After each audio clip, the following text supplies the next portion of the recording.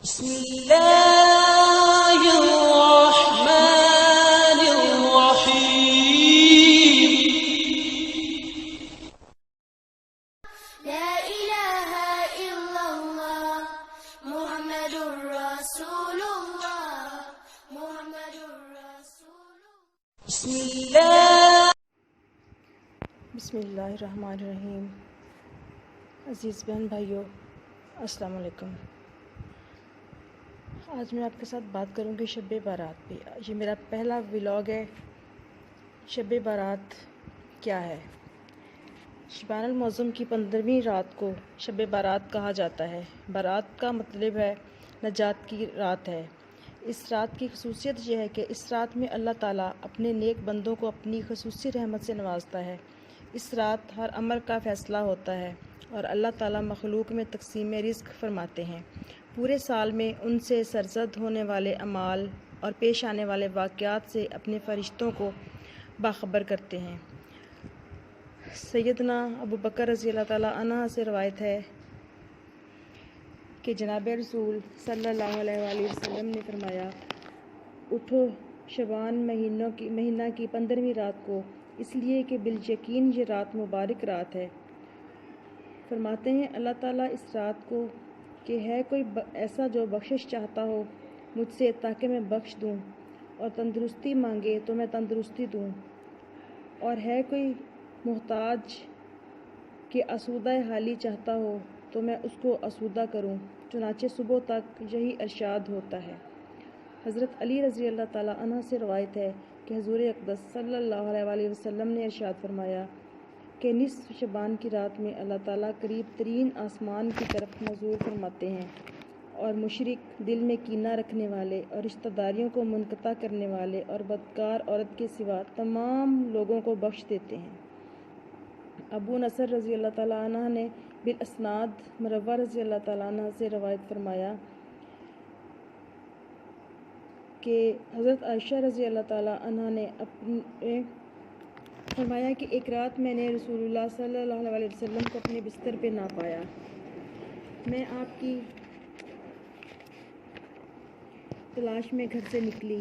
میں نے دیکھا کہ آپ بقیع کے قبرستان میں موجود ہیں اور آپ کا سر آسمان کی جانب اٹھا ہوا ہے.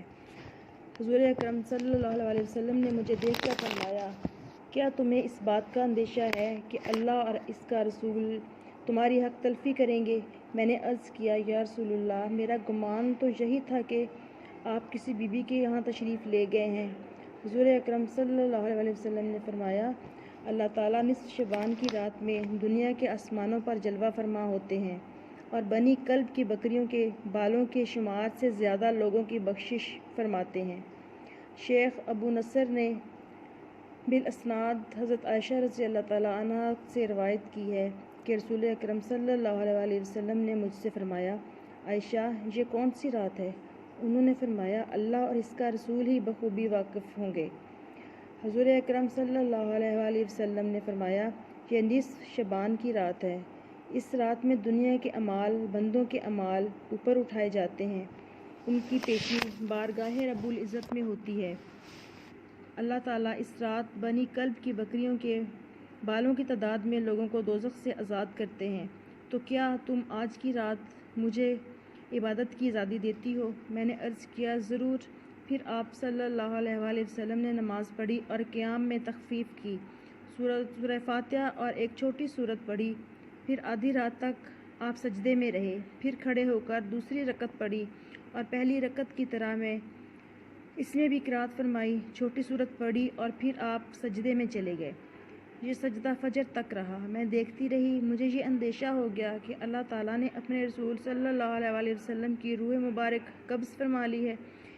پھر جب میرا انتظار طویل ہوا، بہت دیر ہوگی، تو میں آپ صلی اللہ علیہ وسلم کے قریب پہنچی اور میں نے حضور اکرم صلی اللہ علیہ وسلم کے تلووں کو چھوا تو حضور پاک صلی اللہ علیہ وسلم نے حرکت فرمائی. میں نے خود سنا کہ حضور صلی اللہ علیہ وسلم سجدے کی حالت میں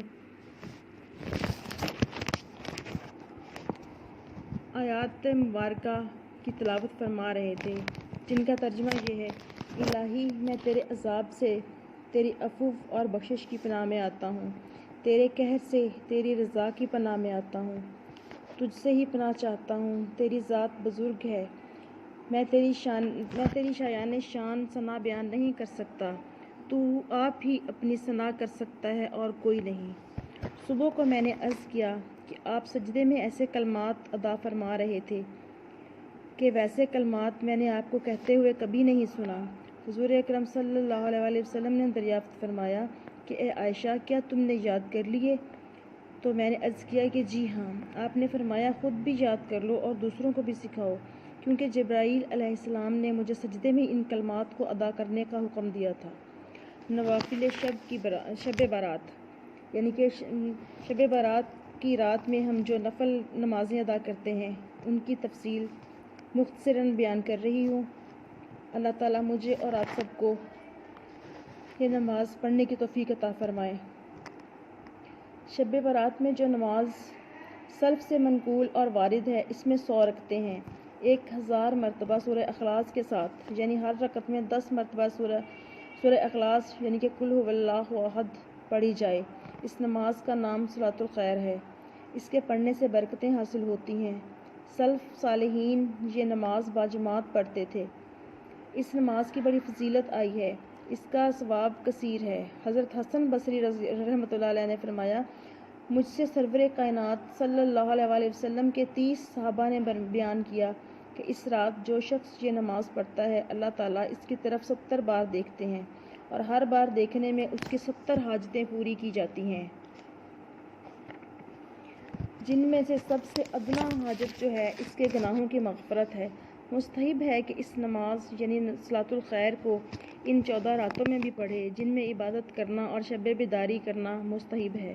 ان راتوں کا ذکر ماہ رجب کے فضائل میں گزر چکا ہے تاکہ نماز پڑھنے والے کو عزت و فضیلت اور ثواب حاصل ہو۔ اس شب میں قرآن شریف، درود شریف، صلاۃ التسبیح اور دیگر نوافل کے علاوہ ذیل کے نفل پڑھنے کا بہت زیادہ ثواب ہے۔ 8 رکعت نفل اس طرح پڑھیں کہ ہر رکعت میں بعد سورہ فاتحہ کے سورہ قدر 1 بار اور سورہ اخلاص 25 بار پڑھیں۔ 15ویں تاریخ کو روزہ رکھیں۔ اللہ عز و جل اپنے حبیب پاک صلی اللہ علیہ وآلہ وسلم کے صدقے میں تمام مسلمانوں کو خلوص نیت کے ساتھ عمل کی توفیق عطا فرمائے۔